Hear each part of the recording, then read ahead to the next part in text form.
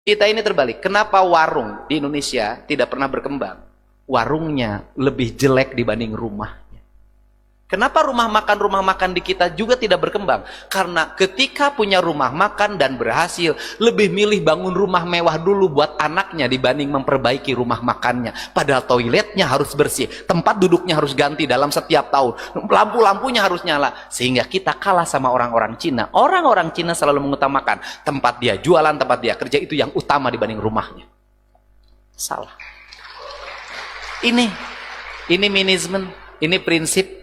Ini penting. Kenapa? Hidup kita ini lebih banyak dihabiskan di tempat kerja dibanding di rumah. Saya katakan, hidup kita ini lebih banyak dihabiskan di tempat kerja dibanding di rumah. Mohon maaf kalau saya pakai mobil yang lebih nyaman. Kenapa? Karena waktu saya lebih banyak dihabiskan di dalam mobil dibanding dengan tempat lain. Di mobil saya lengkap. Ada ayah kasur, ayah bantal. Kenapa? Karena saya waktunya dihabiskan di situ. Saya harus nyaman. Ini penting. Jadi, nah, rumah yang harus paling bagus apa? 2 kamar dan kamar mandi. Lain ruang tamu mah kudu alus-alus. Kamar dan kamar mandi, karena Anda menghabiskan waktu untuk istirahat di kamar. Yang harus mahal apa? Kasur.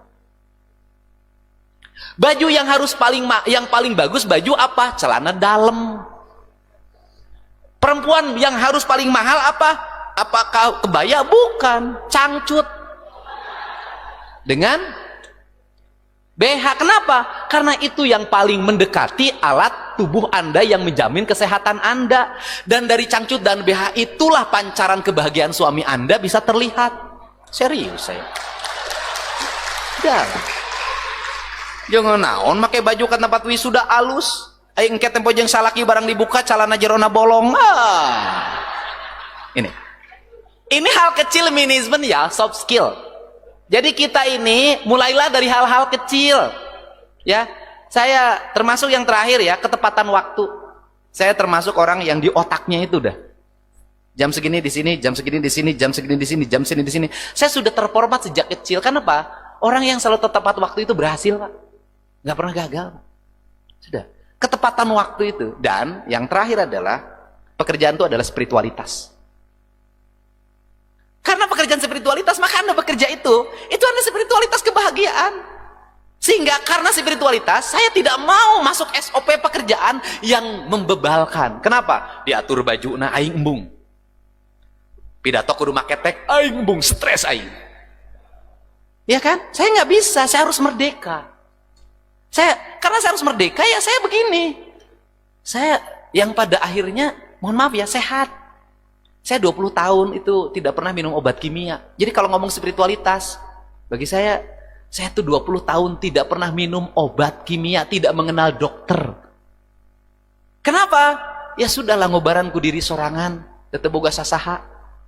Rek ngeluh-ngeluh kasaha. Nunya iwal ti diri aing sorangan, kudu merhatikan diri sorangan. Kenapa? Diri yang menyayangi diri kita adalah diri kita sendiri, dan dokter bagi diri kita adalah diri kita sendiri. Itu dokter yang terbaik dalam diri kita. Ya. Ini penting. Saya ucapkan terima kasih. Selamat untuk hari ini. Milang kala, cek bahasa santri mah milad. Orang Sunda mah milang kala, milang teh ngitung kala teh waktu, artinya adalah hari introspeksi. Mudah-mudahan introspeksi hari ini bisa membawa pada kemajuan. Dan saya nggak ada urusan dengan dukung-mendukung. Saya terpilih jadi gubernur, pasti saya akan memperhatikan pusat-pusat spiritualitas di Jawa Barat. Dan saya akan menyusun orang-orang hebat di Jawa Barat dalam buku naskah-naskah akademik yang memadai. Karena kelemahan orang Sunda itu dari dulu adalah dimistifikasi. Jadi sulit Abah Anom dipahami sebagai intelektual, padahal intelektual banget. Sabab nu nyaritakeunana lobana nini jeung aki-aki. Nah, nanti diceritakan dong. Ya kan, di akademisasi, dibuat dalam buku-buku akademik, dibuat dalam narasi-narasi akademik. Karena Abah itu sosok akademik, dan hebatnya adalah orang Barat akademiknya menggunakan otak, orang Sunda akademiknya menggunakan hati. itu beda. Ini sini dirasa Pak Mentaki. Dan orang Sunda itu sudah meletakkan hati dalam pijakan negerinya. Hati dalam bahasa Sunda itu disebutnya ambu. Manah, maneh, galeh, galuh. Kan? Indonesia menyebutnya Ibu Pertiwi. Orang Sunda nyebutnya Sunan Ambu. Lemah sarakan pangbalikan. Makanya prinsip saya satu, ulah sok nyerikan Sunan Ambu. Artinya apa? Jangan suka merusak alam. Karena itu sama dengan kita menyakiti ibu kita sendiri. Ini prinsip. Untuk itu saya ucapkan terima kasih. Semoga perguruan ini semakin berkembang dan ke depan bisa menjadi universitas. Ya kan? Nanti menjadi Universitas Surya Laya.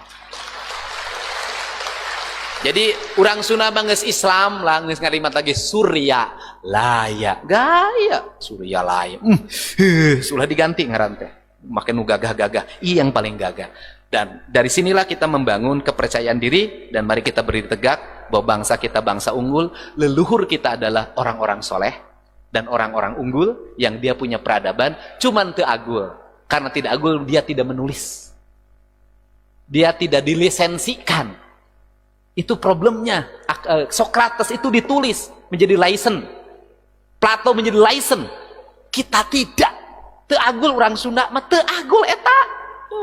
Baik baik mangga jangakeun sadayana nu Gusti Allah cokot teh ku batur kabeh di aku teu kabagean itulah ya. Sekarang karena abadnya sudah abad industri, mau tidak mau di license. Nah, kan mudah-mudahan Suryalaya akan kembali menjadi puncak pusat mata air kecemerlangan orang Sunda yang meminati ajaran-ajaran spiritualitas sufi Sunda yang Islam. Hatur nuhun, wallahu muwaffiq ila aqwamit thoriq. Assalamualaikum warahmatullahi wabarakatuh. Sampurasun.